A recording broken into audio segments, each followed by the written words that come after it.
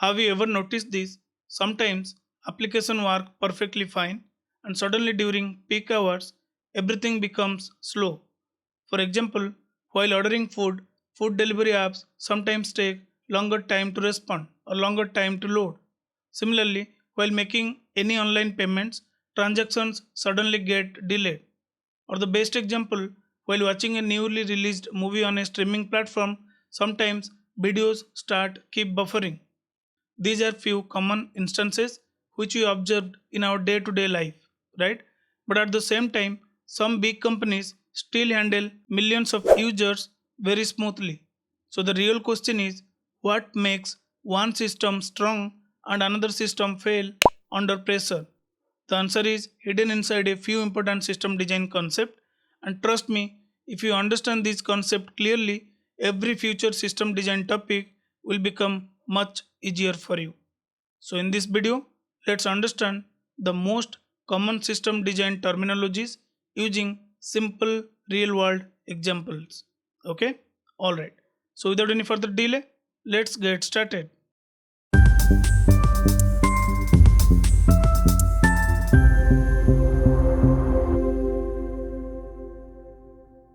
So first, let me list down the terminology, then we'll understand each of them with real world example.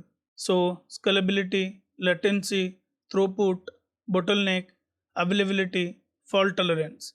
These are the common words or common terminology which are frequently used in any system design discussion. So you should know this term before you start jumping into the any real time system design architecture. Okay, so let's understand each of them with real world example. So let's start with scalability. Now what do you mean by scalability? Let's try to find out the definition from this word itself. Now if I'll try to split this word scalability, you can consider like this: scale plus ability. Okay, what does it mean? It means simply, does your application has ability to scale the application when there is a huge traffic without breaking anything?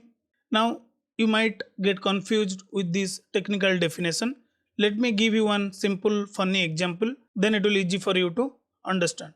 For example, assume you open one food stall. Initially, you get 50 to 100 customer. So, as a single person, you are able to handle it alone. Now, what happened? Suddenly, you get 1,000 customers at a time. Then, what will happen? Now, simple thing, right? You have capacity of 50 to 100 customers, but you see 1,000 customers coming together towards your shop. Then, what will happen? Simply, customers will start standing in a long queue and they might get food late, or you may not have enough ingredient to prepare food for 1,000 person. Managing everything becomes extremely difficult because you are a single person who handle the entire shop and you get the huge traffic. This is called scalability problem. So what will you do to handle such kind of situation? You will have to scale your business. Maybe you can hire more employees, or you can add more cooking station, or the best option, you can open multiple food stalls so that 1,000 customers can go to different stall and they can get food on time, right? Now let's relate the same example to software system. Now what happened? Let's say you have one application which is live and up and running. Now sometimes because of huge traffic, our server or machine cannot handle all the incoming requests properly. Just like a single food stall struggle with too many customer, similar way a single server struggles with too many requests. That's why we need to design application in such a way that they can handle a large number of users smoothly without crashing. And this ability is called scalability. Now you might be wondering, okay Vasan, but how do we actually scale an application? So there are mainly two types of scaling. One is vertical scaling, second one is horizontal scaling. So there are two type of scaling. vertical scaling and horizontal scaling. So we'll discuss both the approach in details with hands-on example in our upcoming videos. But for now, I just want you to become familiar with these concepts. Now, what do you mean by vertical scaling? Let's say you have one server and that server configuration is something like this. You are running with 8 GB RAM and 4 CPU. This is what the server configuration. Let's say this server configuration is enough to handle 1000 requests or 10,000 requests. But suddenly what happened? Your traffic increased heavily. Now the server will start struggling because 8 GB RAM, 4 CPU is not enough to handle that huge traffic. Then what you will do? You will increase the power of the same machine.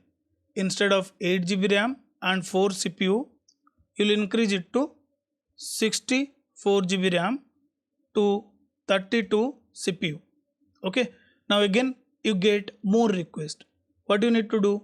Again you need to increase, let's say 64K GB RAM to 32K CPUs. Like every time you get more traffic based on your load, you need to keep increase the power of your existing machine. And this mechanism called vertical scaling. Okay. In simple words, you make the same machine more powerful by adding the resources using this vertical scaling approach. But there is a limitation. You cannot keep increasing resources forever. At some point, the machine reach its maximum capacity. Let's say this machine maximum capacity is 64K GB RAM and 32K CPUs. Beyond that, I cannot extend the machine resources. Now if I get 10 million or 10 trillion requests, then my machine will not able to handle it because I can't extend it further, right? So you can relate to this example. It's same like we have a single employee in our company. We are giving him more and more hike to work all the tasks. Initially, by seeing the money and hike, employee can manage it. But if you keep increasing the workload endlessly, eventually that person will burn out, right? That's exactly the limitation of vertical scaling. It is simple and easy, but it cannot scale infinitely. Okay, so to overcome that, companies came up with another approach called horizontal scaling. Now, what is this horizontal scaling? In horizontal scaling, what you can do, instead of increase the power of a single machine, instead of keep increasing the resource of a single machine, you can have multiple machines with some basic configuration.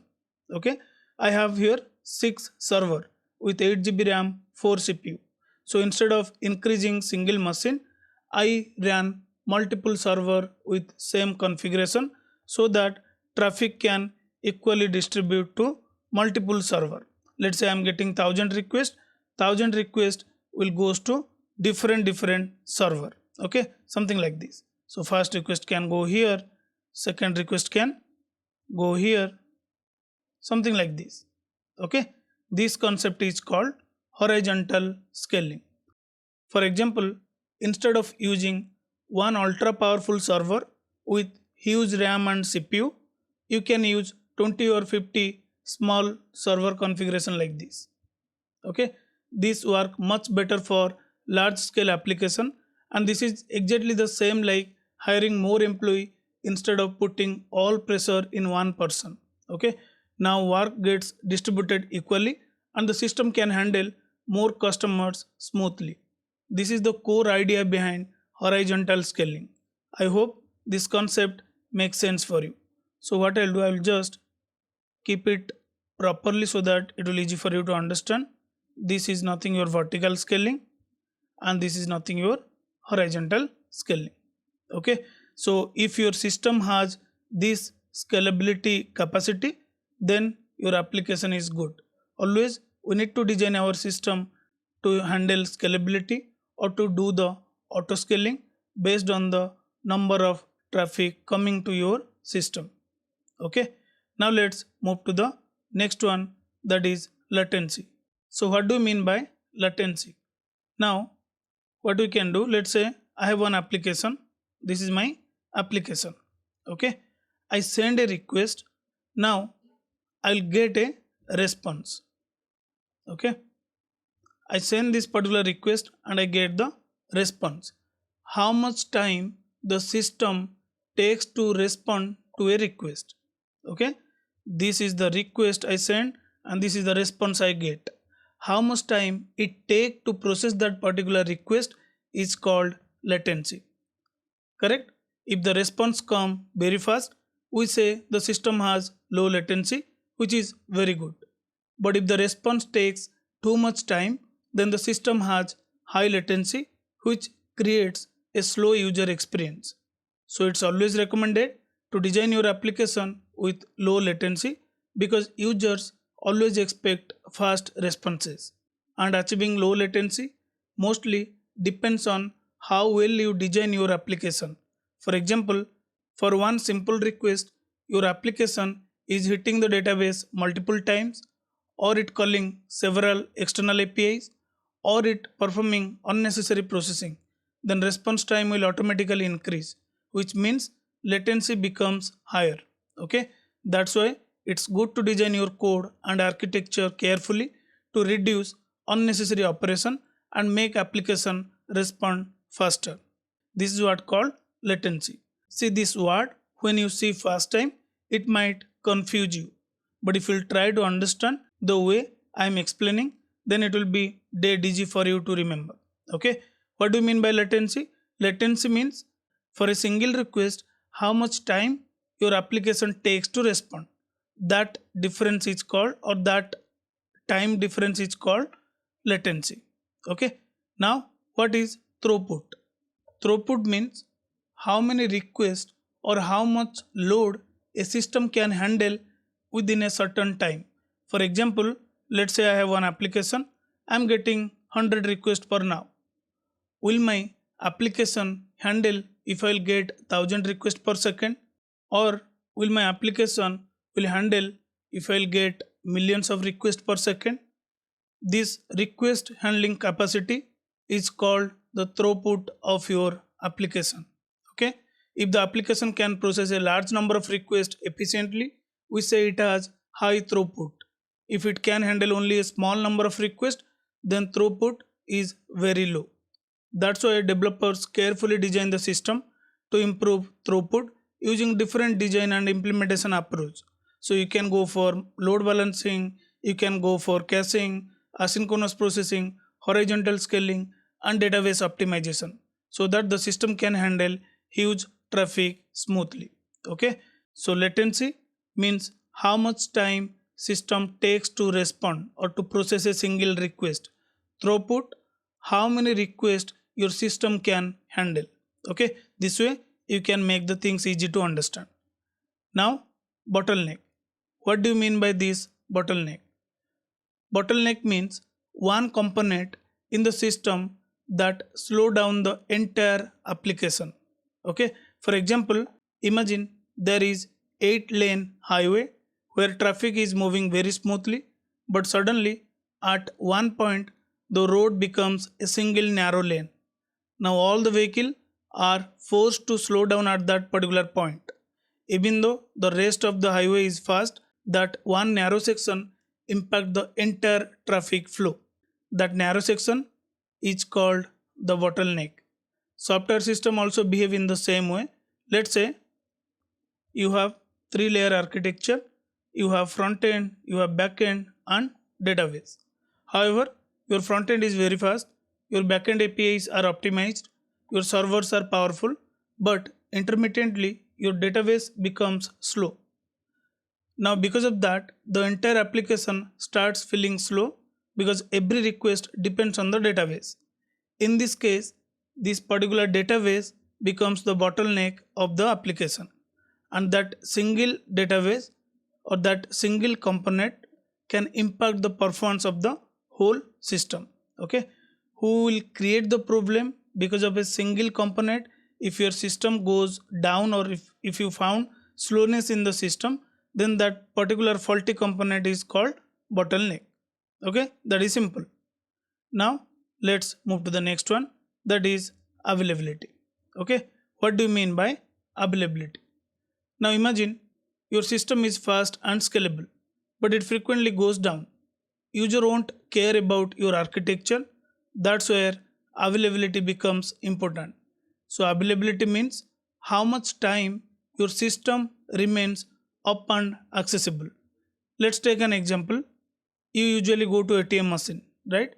If ATM machine works anytime 24 into 7, then you can say it is high availability. If ATM often shows service unavailable, then you can say this is low availability. So it's always recommended to design your system for high availability because user expect application to work anytime without any interruption. So simple thing. For example, you are using Amazon or Flipkart for shopping. Now, in a day, whenever you will open, that page will not respond to you, then there is no availability. As a user, you will never show interest to access that particular application. You can go to some other e-com platform to purchase the order instead of Amazon or Flipkart if you will find the no availability. Okay, so these are very important concept and there are multiple way to achieve this high availability and we will discuss them in details in our upcoming videos. Now let's move to the last one, that is fault tolerance. What do you mean by fault tolerance? If you read this word carefully, you will get the context. Okay, so imagine you have applied all the mechanism to make your system stable. Since it is distributed system, anything can goes down at any time. Now the question here, can the system still survive? That's where fault tolerance comes into the picture. Fault tolerance means system should continue working even when failure happen. For example, you have created one application and this application deployed in two different server 1 and server 2. Now imagine your server 1 crashes. If server 2 automatically handles all the traffic, then your system can survive. That is called fault tolerance. Even though my application was deployed into two different servers, in case if one server goes down, my other server should able to handle all the incoming traffic. If you observe large applications like Amazon or Netflix, they are designed with strong fault tolerance mechanism. That's why even if failure happens internally, as a users, we never notice the application going down completely. We are still able to access the application because their other server or replica servers will able to handle those traffic. Okay, so I believe these system design terminologies are much clear now for you. So let's do one thing. Let's try to connect all the dots together. Imagine there is a India versus Pakistan match. Millions of users open the food delivery application. To handle huge traffic, my system need scalability. To respond quickly, my system need low latency. To handle more traffic or massive order, my system need to design for high throughput. Okay, to avoid slow components, I need to handle bottleneck scenarios as well. To remain online during traffic, my system needs to be highly available. Okay, and even if any server crashes, system should continue working if there is any failure. Okay, for that I need to apply fault tolerance. All the concept, if you will connect, this makes sense. Without applying this concept, you cannot design a system. To design any system or any application, you need to consider these 6 most important design terminologies. Trust me, this is the foundation of entire system design. Every architecture like Netflix, Uber, Amazon, Swiggy, Instagram all revolve around these same concept. In upcoming videos, we will slowly start building real world system design architecture using these same foundation. And throughout the journey, we'll keep using this concept again and again while understanding how modern applications actually work behind the scene. Okay, so make sure your fundamentals are strong because that will make advanced system design much easier to understand. Till then, happy coding. I'll see you in the next video.